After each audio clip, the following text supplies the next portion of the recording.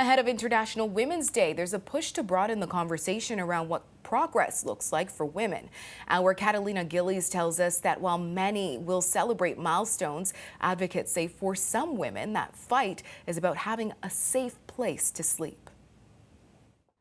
Rebecca Strung knows firsthand the hardships of living unhoused. She and her partner have been living on the streets of Toronto since 2022. We lost our jobs during COVID, which was sort of the start of everything coming unraveling for us. Social service organization Fred Victor says the median age of death for women experiencing homelessness in Toronto is just 36 years old compared to 85 for housed women.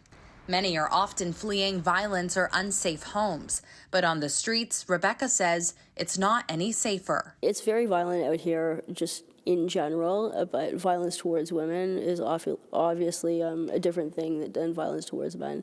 I don't think that I know a single woman out here who hasn't been sexually assaulted or hasn't had a very close call. The 47-year-old says finding shelter space has been difficult, especially for two people and a dog. And in the winter, survival becomes even more urgent. When it's this cold, when it's as cold as it has been this winter, for the most part, you don't really sleep outside.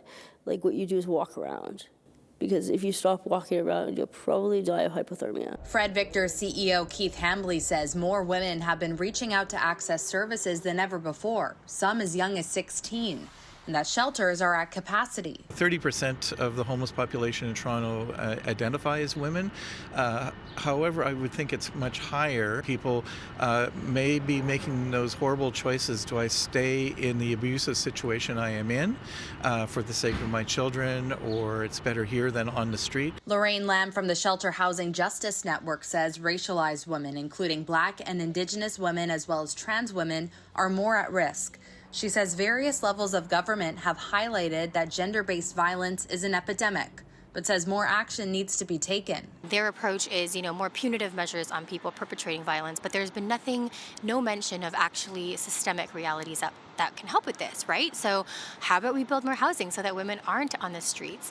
The toxic drug supply is another reason why women are dying as well. Like, why not deal with that? Rebecca says she's now on a wait list for permanent housing, a process she describes as long, frustrating, and full of barriers. There's more of us than there used to be, but yet they've cut the money for shelter spaces. Catalina Gillies, City News.